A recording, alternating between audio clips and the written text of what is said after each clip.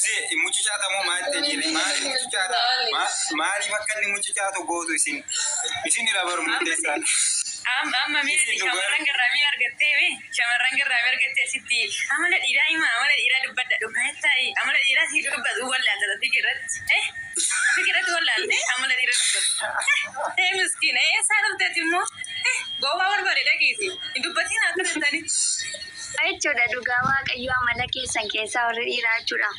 Gastii kudhan osoo galtanii keessa garseessan seentanii ilaaltu shamarri viidiyoo baanaan. Viidiyoo shamarri ilaalaa.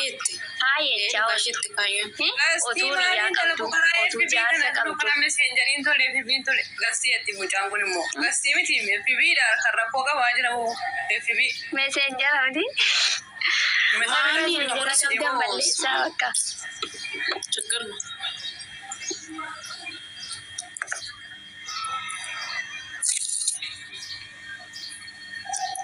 Baritima tu barang tadi dah. Shamarrani saada keessanii obboleettii keessanii shamarrani ta'e kabajaadha. Jaalala baraamee dhugaa rabbi. Kamu goonee jaalala sin barsiisnu. Ijoolleen keenya jaalalan beekan dhugaa dubbachuuf dhiifama naa godhaa malee.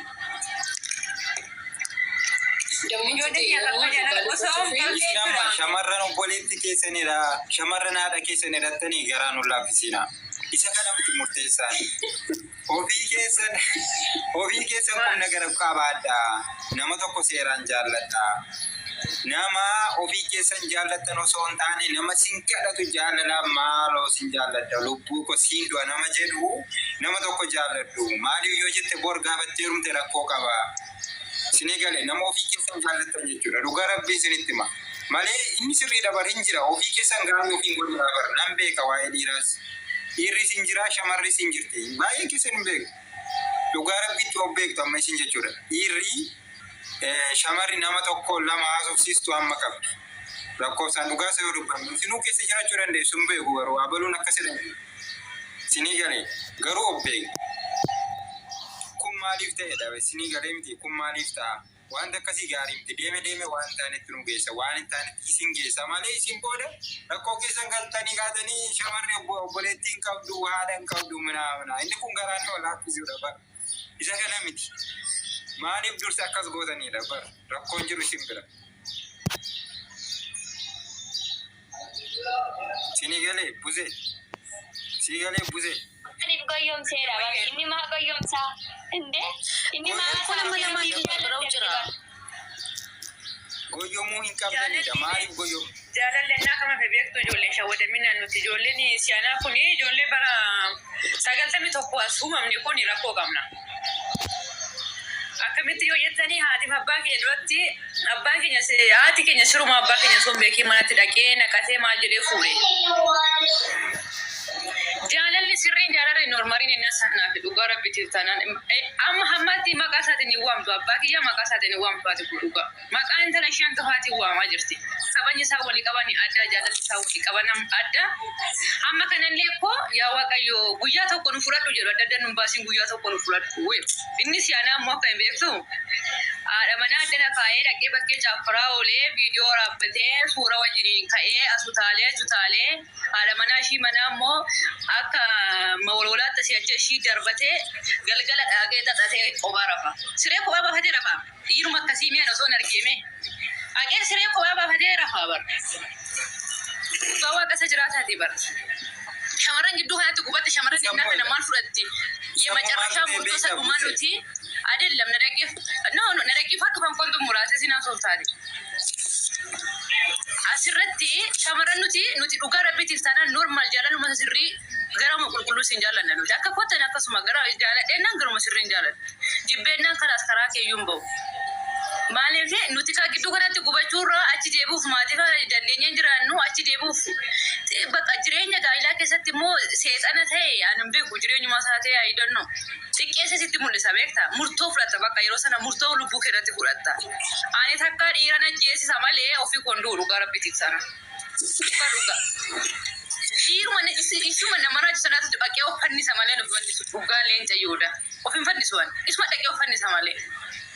Sabbasaati ofin fannisiin ofin ajjeesin haasaattanii dibadda uffadhaati mataa keessan biladha uffata jijjiirradhaa fala caamma shii qo'aa qumbaatu shii gadasitti sagalee dhageessistu gadi hin jedhiin naante isa dhugaa rabbi jabaachaa dhufteetti dubbiin jajjabaachaa dhufteetti isa dhugaa gooftaa Israa'el dubbiin jajjabaachaa dhufteetti kanaafi seeftii keessan hin gatiina bareedina keessan hin gatiina shiroo irraa qannasaati dibata bitadha shiroo irraa qannasaa caamma bitadha shiroo irraa qannasaa uffata bitadha kanaafi ati mana keessatti daalachootee nani akka mastiika hanya geessituma dhaqee ishii bareedduu ishii uffata gabaabduu uffattee qeerqeerqeer jettu dhaqee bukkee bu'ee deema qalliin akkasii hin jiru qalliin sun hin jiru dhugaa waa akkasa jiraatu kanaaf yammati asitti shamarran garraamii argattee walitti dachaaste rakkoon akkas nama shan anamma walii isaa hin beeku karaa imoo karaa miseenjara karaa teelegiraamii karaa waasaappi walirratti barreessaa la guyyaa tokko jedhee shakka maaliif sana zim jeesan saatii walitti dabarsan namni rabba hin jiru sila ta'eefi gaa'ila godhachuun immoo dhugaadha callistee akka feete jiraatta. Ijoolleen akkam goota beekta abbaa qabeenyaa laalteetu aqxee deessaaf dhugaa waaqayyooti sana abbaa qabeenyaa laalteetu dhaqxee deessaaf hin deessaaf inni yaada dhalasaa guddisaa ati faa taa'etta kalaas gaa'ilatti seenina gaa'illi bittaa fariyooni gaa'illi bittaa fariyooni gaa'ilatti seenina kanatanii dhugaa. No. Gaa'illi kennaa waaqayyooti.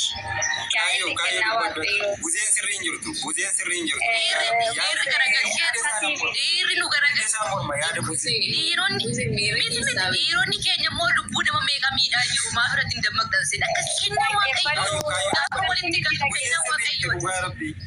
Buzee maallaqa tajaajila dogoggora isaanii walitti maa jirra miti reemmasoo nama hunda walitti qabuun hin danda'amu. Fakkeenyaaf dhiirri Oromoo jaalalan beeku kan jennu nuti namoota muraasa ilaallee jenna malee dhiirri Oromoo dhibba jaalalan beeku miti jaalala kan shamarayyuu barsiise dhiira Oromooti kan biyyatti barsiise iyyuu garuu nuti sababa nama tokko yeroo dogoggorri uumamu Fiyeroonni gaarii godhu yeroo baay'ee gaarummaa isaa caalaa dogoggora isaa yoo simte dogoggora isaa isaan barata ta'ee dhufu baalaansii isaa gadi buusnee taasifna malee dhibbaa akkas jechuu miti tokko baazawween Oromoon aadaa fi safuu mataa isaa danda'e qaba sijammar.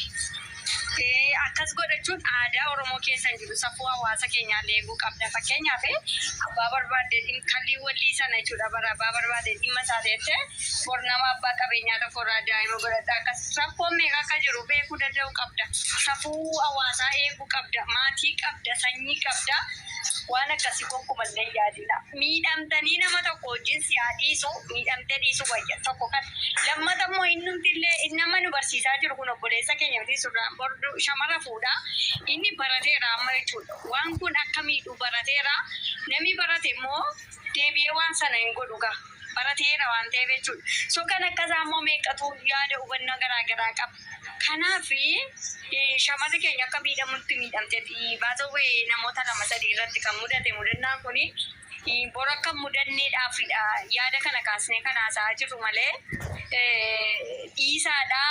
Obbolaa dhiiraa dhiisaadha. Dhiiraa wajjin jiraatinaa gaa'ila godhatinaa jechuun buzeema fakkeenyaaf ataartee jechuu dandeessa malee yaada fudhatamaadha ta'e yaadu.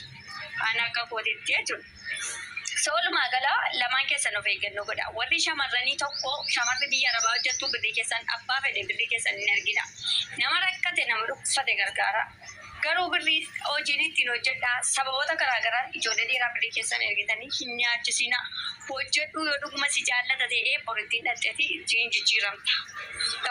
Lammataatis hin jalajanii maal siif godha warri meseenjara keessa raftan dhugaan isin hin jala dhaggeeffadha. Ani dhugaama waaqaadha.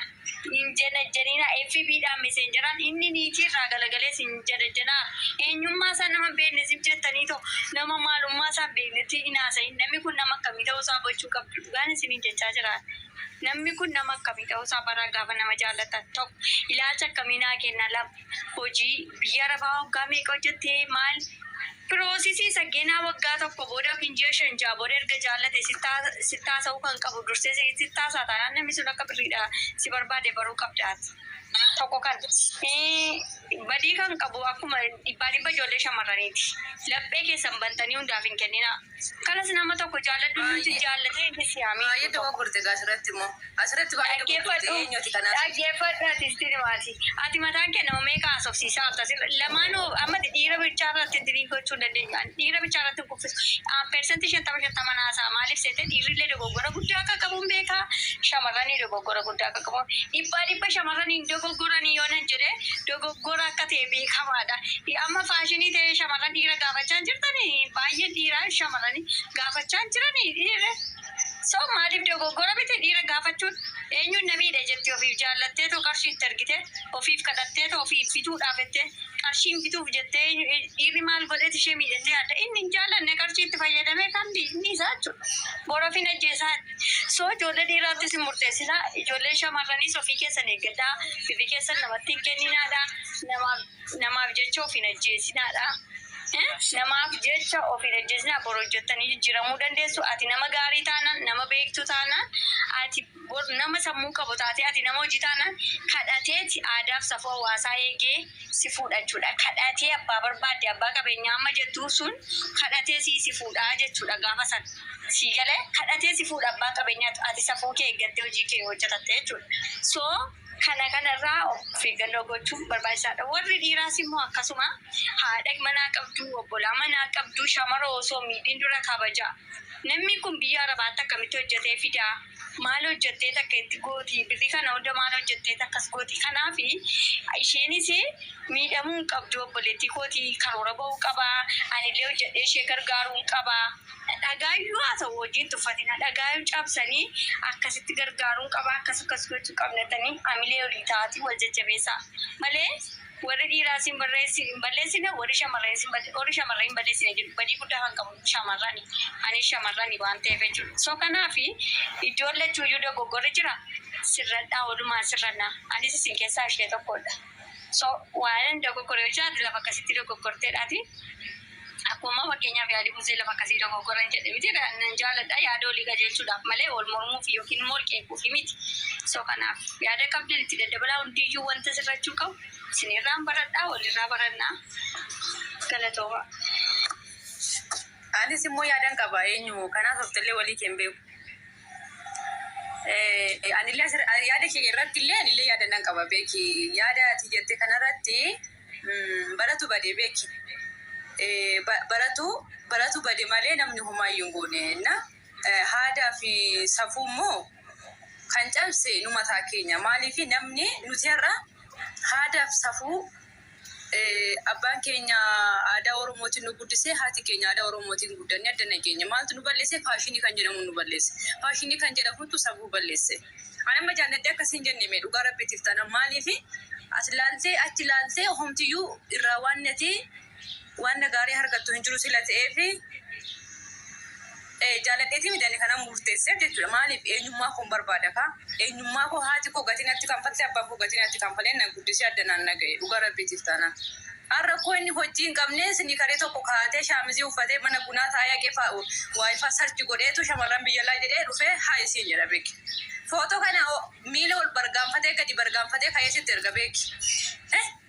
Jaaladheetii miti dhugaa rabbiitiif hojii minimii elame koo siraa elame koo mataa filaa achi filaas filaa hojii hin qabu bormaalan ta'an jedhu nan dhashan jedhu waadama nan qaban jedhu nuti kaa maal argine normaal suura isaa argine dhannee dibbiin jennetti galla. Namni kun boruuf taane birrii kee gaafa nyaate sirraa godhee boree